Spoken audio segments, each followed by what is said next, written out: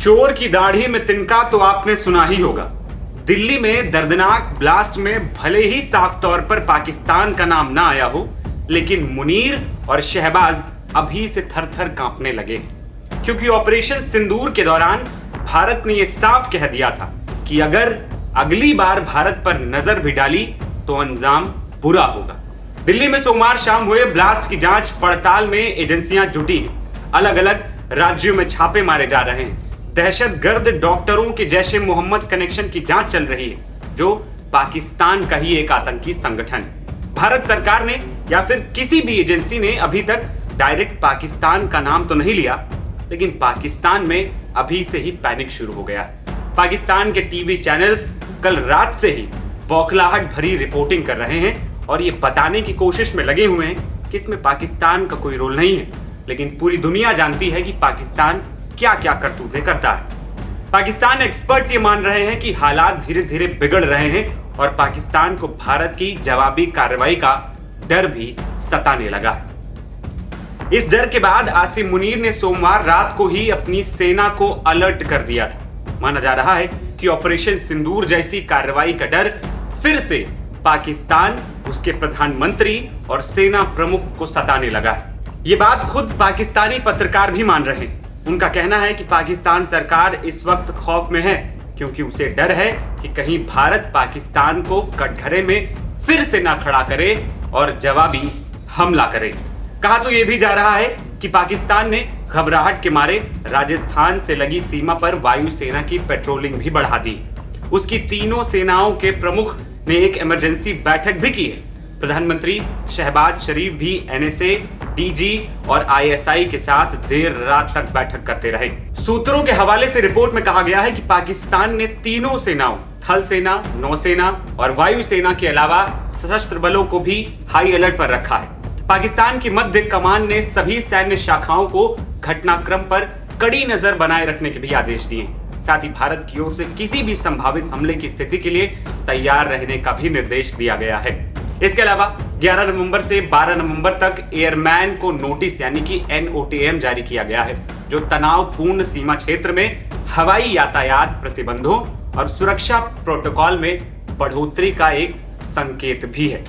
भारत पाकिस्तान के बीच एक बार फिर बिगड़ते माहौल को देखते हुए अमेरिकी दूतावास, ब्रिटेन के विदेश मंत्रालय, फ्रांसीसी दूतावास ने भारत में मौजूद अपने लोगों को सतर्क रहने और घटना स्थल से दूर रहने की भी सलाह दी। पाकिस्तान में क्यों घबराहट मची है, इसकी एक और वजह है कि इस वक्त पाकिस्तान बॉर्डर पर युद्ध की तैयारी चल रही है। पाकिस्तान बॉर्डर पर भारत के तोप गरज रहे, विमान बम बरसा रहे।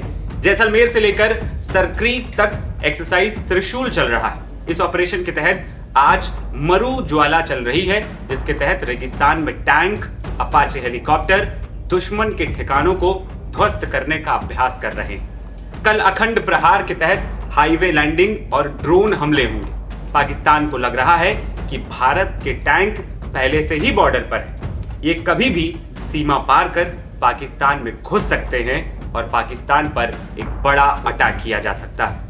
वहीं भारत में होने वाले आतंकी हमलों के तार अमूमन पाकिस्तान से जुड़ते रहे हैं। इतिहास इस बात का गवाह है। दिल्ली की घटना की भी आतंकी पहलू के लिहाज से जांच की जा रही है।